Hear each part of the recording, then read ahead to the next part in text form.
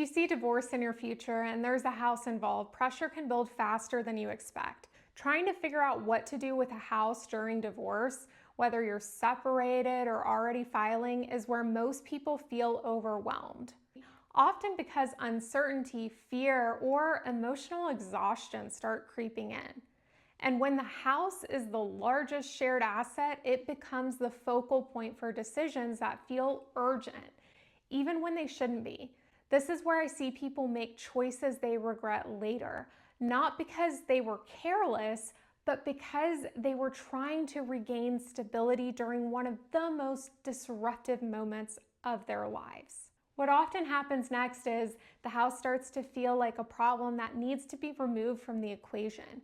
So decisions get framed around quick relief, ripping off the Band-Aid instead of the best outcome for both parties, usually leaving one or both of you feeling like you have to agree to something just to reduce tension, like impulsively getting a cash offer from a buy now outlet and losing tens of thousands of dollars without even realizing it.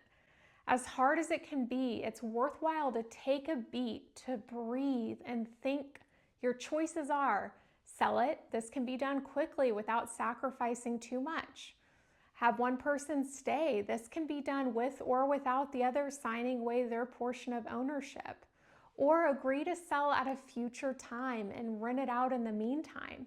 This can be harder emotionally and cause more conflict, but it can be done. The issue isn't taking action. It's thoughtfully considering which action to take and when. Here's the pattern I see more often than you think. A couple separates. They want closure, certainty, or simply fewer moving parts. An investor offers a fast, cash solution. No showings, no repairs, no waiting. In the moment, that offer can feel like relief. What often isn't fully considered is what's being given up. Market exposure, negotiation leverage, and in many cases, tens of thousands of dollars in equity that could have changed what each person walked away with, or worse, being blindsided by a hefty bill at the close, so you end up taking more debt into your next chapter instead of a clean slate. Once that decision is made, there's no rewinding it. This is especially important for military families and VA homeowners.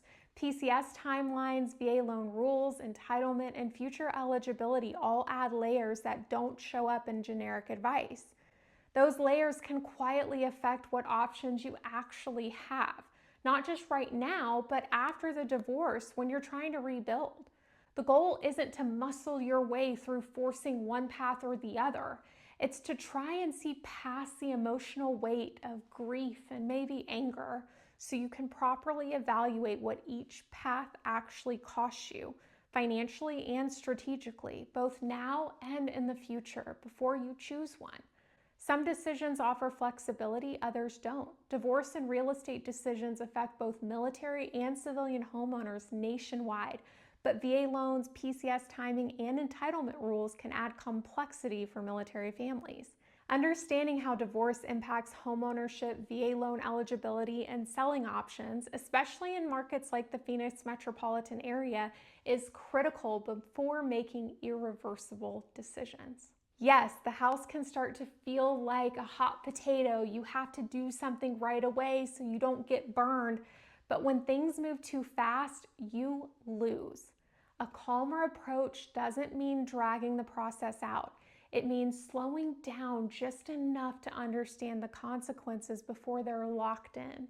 That pause creates clarity. Clarity creates options, and options protect both parties, even when circumstances are difficult. This is where neutral, experienced guidance matters most. Getting clear, objective information about what's possible, what's realistic, and what factors change the outcome will save you from house regret and support decisions getting made with accuracy instead of pressure. The house is often the largest shared asset. How it's handled can shape what comes next, far more than most people realize. Bottom line, if you're considering divorce, separated, or already in the middle of filing, and you're unsure what to do with the house, the most important thing you can do is pause long enough to make a decision you won't regret later. So, before agreeing to anything, ask yourself, which option protects my financial stability and gives me the flexibility for the next couple years? When you can answer that clearly, you can move forward with more confidence.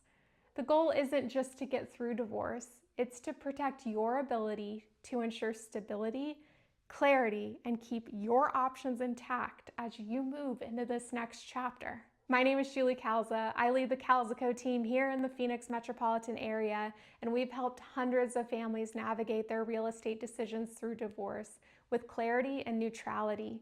You'll find additional resources to help you move forward with confidence below.